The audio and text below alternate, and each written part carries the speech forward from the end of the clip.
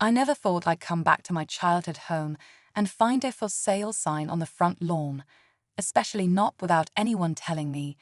It hit me like a punch to the gut. That house wasn't just bricks and wood, it was my entire childhood. Every room held a memory. The hallway where I learned to ride my scooter. The kitchen where Mom used to bake birthday cakes from scratch. The tree in the backyard where I carved my name. And now it was all about to be gone. What made it worse? My dad was the one behind it. No warning, no conversation, just a done deal, or so he thought. He had his reasons, or at least he thought he did. But to me, it felt like he was selling away the last real piece of our family. We'd drifted a lot since Mom passed, and maybe this was his way of moving on. But for me, it felt like being erased. When I confronted him, things got heated fast. He told me something that changed how I saw the whole situation, but it didn't make it any easier to accept. And just when I thought I understood everything, I discovered something hidden in the attic that made me question everything.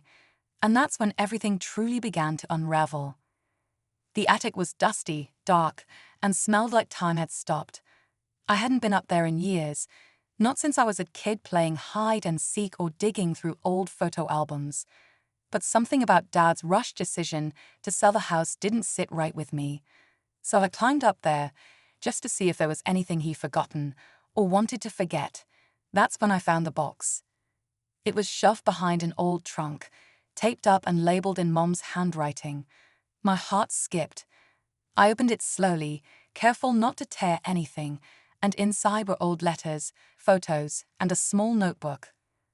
The letters were between my parents, written when they were young, before I was even born. They talked about dreams, regrets, and something they kept secret from everyone. Something about the house. Meanwhile, downstairs, Dad was still packing things into boxes like it was just another weekend chore. I couldn't shake the feeling that he was hiding something, not just emotions, but actual truths. He hadn't been himself lately, cold, distant, like he was trying to close a chapter without reading the last few pages. I didn't know if I was ready to hear what those pages said, but part of me knew the answers were buried deeper than just the attic. I spent the whole night going through that box. Each letter pulled me deeper into a version of my parents I'd never seen before. They weren't just Mom and Dad anymore. There were two people trying to hold on to something that kept slipping through their fingers. And that something, weirdly enough, always came back to the house. It wasn't just a home. According to Mom's notes, it was tied to a family debt, some kind of promise made years ago. She mentioned someone named Ailey, a name I'd never heard growing up. The more I read, the more questions I had. Why hadn't Dad told me any of this? Why now? And what was so urgent about selling the house that he didn't even think I should know? When I tried bringing it up, he shut down completely, told me it was adult stuff I wouldn't understand. That hurt.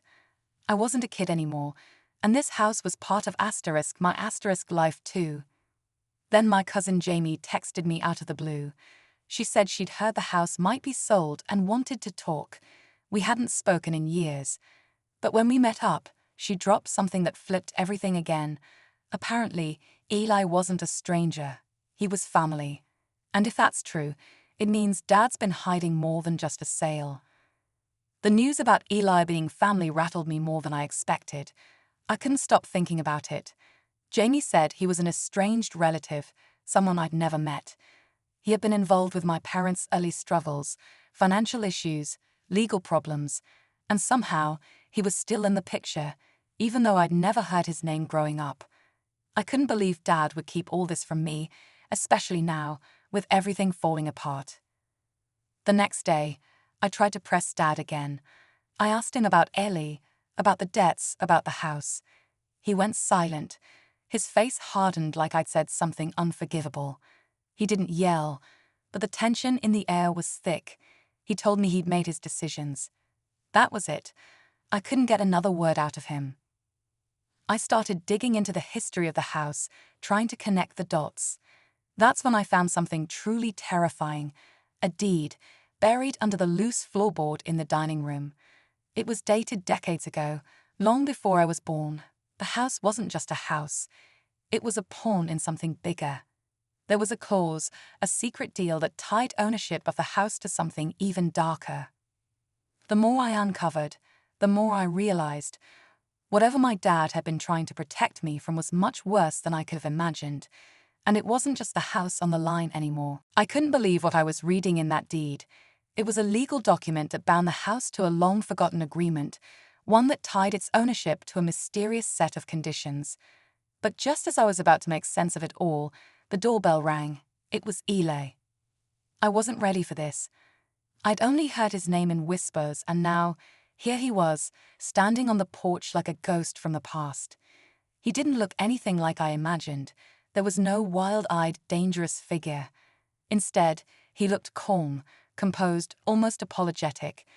But I could sense the weight of something unspoken hanging between us. Eli told me my dad had no choice but to sell the house. I didn't believe him at first, but the way he said it made my stomach churn. He claimed the house wasn't truly my dad's to sell. It belonged to someone else. Someone else, who had been silently watching over it for years. The stakes were even higher than I'd realized.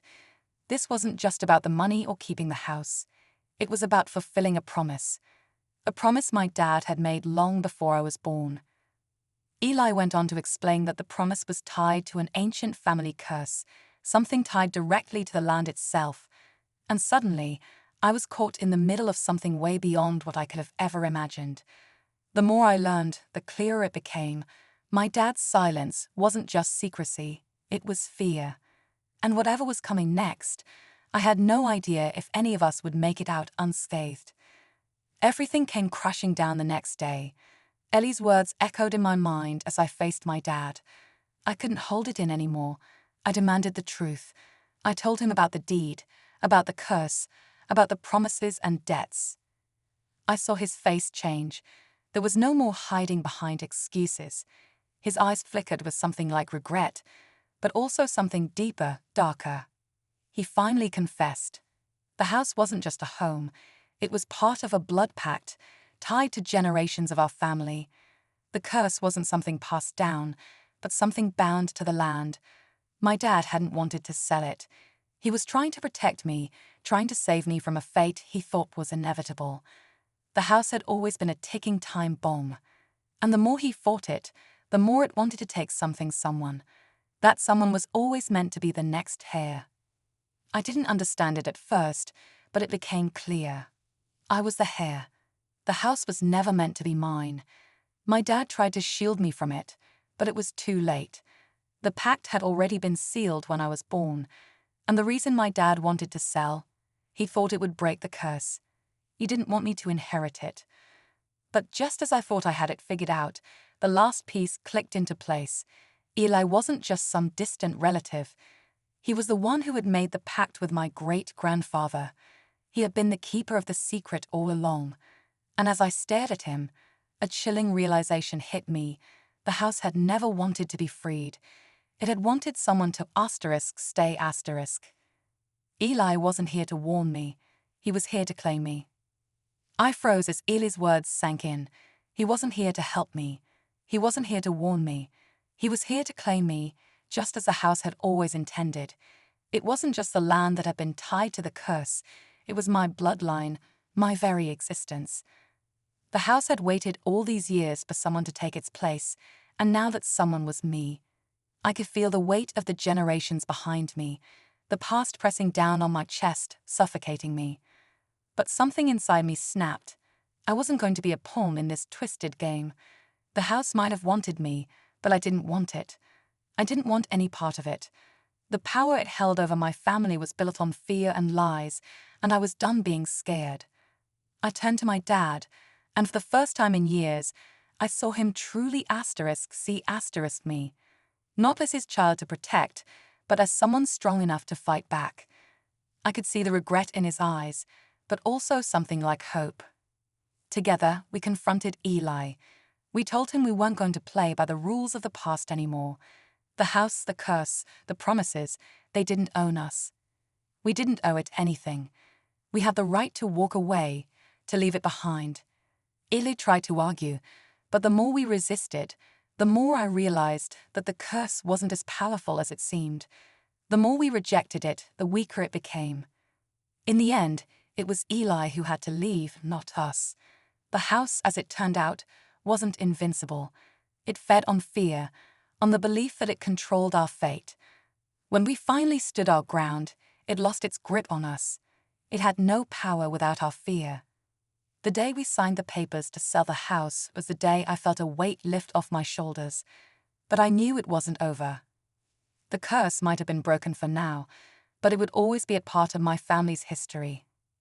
I wasn't sure what the future held, but for the first time, I felt like I had control over it.